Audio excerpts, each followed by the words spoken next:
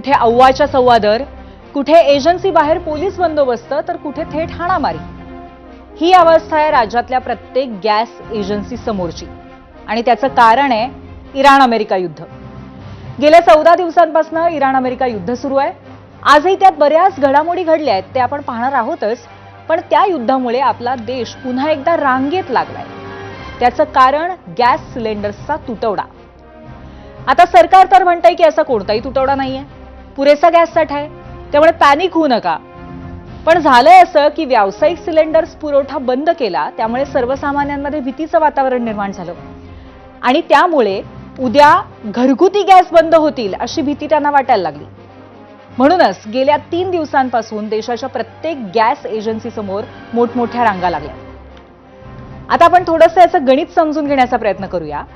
आपल्या देशाला 33 million metric ton इतक्या एलपीजी गॅसची आवश्यकता असते आणि तीही घरगुती वापरासाठी. त्यात 235 कोटी एलपीजी सिलेंडर्स वर्षाला लागतात. म्हणजेच हिशोब केला तर दिवसाला 64 लाख सिलेंडर्स, युद्धापूर्वी तरी 64 लाख सिलेंडर्स दिवसाला अशी सिलेंडर्सची सायकल होती.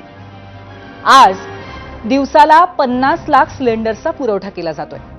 म्हणजे बघा, युद्धापूर्वी दिवसाला 64 लाख आणि आता 50 लाख सिलेंडर्स, ही सरकारी आकडेवारी आहे.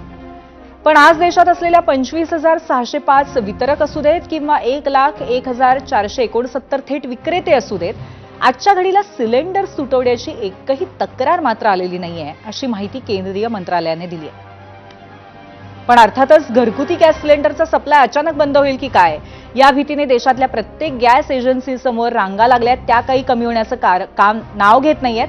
काही ठिकाणी तर इतका गोंधळ झाला की पोलीस बंदोबस्तामध्ये सिलेंडरचं वाटप करावं लागलंय.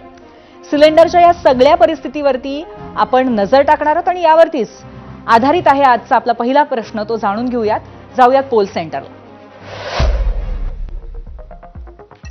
आजचा प्रश्न आहे, तुमच्या भागामध्ये गॅस सिलेंडरची काय परिस्थिती आहे? तुटवडा आहे का साठेबाजी सुरू आहे असं तुम्हाला वाटतंय, का अगदी नियमितपणे मिळतोय? हेच आम्हाला जाणून घ्यायचंय. त्यामुळे आम्हाला जरूर वोट करून नक्की काय परिस्थिती आहे ते सांगा. आता युद्धभूमीवरचे अपडेट्स घेण्याआधी जरा देशातली परिस्थिती काय आहे ते समजून घेतलं पाहिजे, कारण परिस्थिती तासागणिक बदलत चालली आहे. गॅस सिलेंडरसाठी रांगा लागल्याचा काही महाठगांनी गैरफायदा घ्यायला सुरुवात केली आहे. भंडारा, बीड, गोंदिया, पंढरपूर, जालना, यवतमाळ या 6 जिल्ह्यांमध्ये गॅस सिलेंडरचा काळा बाजार आणि साठेबाजी करणाऱ्या व्यावसायिकांवरती कारवाईही करण्यात आली आहे.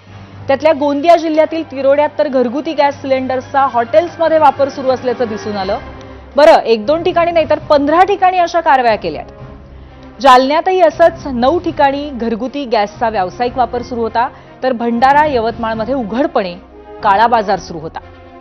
पण हा काळा बाजार का सुरू झालाय, तर त्यासाठी कारण ठरतीये तुमची भीती आणि तुमची गरजही. काही ठिकाणी खरंच तुमच्या भीतीचा गैरफायदा घेतला जातोय. आता उद्या कदाचित इराण युद्ध महिनाभर चाललं तर आपल्याला सिलेंडर मिळणार नाहीत, याच भीतीनं तुमच्यापैकी अनेक जण गेल्या 4 दिवसांपासून गॅस एजन्सी समोर रांग लावून उभे असायत. आणि त्याचाच फायदा घेत काही जण घरगुती सिलेंडर्सची आवाजवी दरात विक्री करतायत. घरगुती सिलेंडरची किंमत 1000 रुपयांच्या आसपास असते, पण उत्तर भारतामध्ये ती किंमत 3,500 पासून 5,000 वरती गेली आहे. त्यामुळे तुम्ही जितकं पॅनिक बाईंग कराल तितका फायदा हे साठेबाज करून घेतील, हे लक्षात घ्या. आणि याच गोष्टीवरती केंद्रीय पेट्रोलियम मंत्रालयानंही हेच आवाहन केलंय.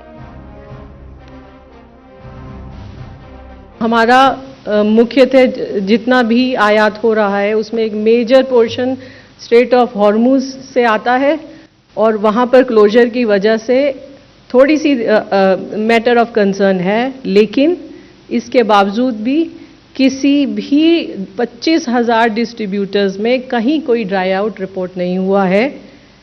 मैं आप लोगों के माध्यम से सभी देशवासियों से ये अपील करना चाहूँगी कि अफवाहों पर विश्वास न करें, पैनिक बाइंग न करें. या होत्या सुजाता शर्मा, ज्या पेट्रोलियम मंत्रालयामध्ये सहसचिव आहेत. त्यांनी सांगितलंय की देशामध्ये 33 कोटी 37 लाख घरगुती गॅस कनेक्शन्स आहेत, तर पाईपलाईन गॅस कनेक्शन्स 1.5 कोटींच्या घरात आहेत. त्यामुळे फक्त घरगुती वापरासाठी मोठा गॅस सप्लाय लागत असतो आणि आज घडीला तरी कुठेही गॅसचा तुटवडा नाहीये. पण खरंच असं आहे का, हा पुढचा प्रश्न. तर आता काही शहरांची नावं सांगते, ती आधी ऐका. बारामती, नाशिकमधलं नांदगाव, धुळे जिल्ह्यातलं शिरपूर, पुण्यातील तळेगाव, शेगाव, कोल्हापूर, सांगली, जालना. ही फक्त काही प्रातिनिधिक नावं आहेत जिथे गॅस एजन्सी समोर लांबच लांब रांगा लागलेल्या आपण या दृश्यांमध्ये बघतोय. खरं तर आधी 30 दिवसानंतर तुम्हाला नवं सिलेंडर बुक करता यायचं किंवा खरेदी करता यायचं, पण आता तीच मुदत 45 दिवसांची झाली आहे. बरं, ज्यांची ही मुदत पूर्ण झाली आहे 45 दिवसांची, त्यांनाही सिलेंडर्स मिळत नसल्याची तक्रार राज्यातल्या अनेक जिल्ह्यांमध्ये सुरू आहे आणि म्हणूनच पॅनिक सिच्युएशन वाढतीये.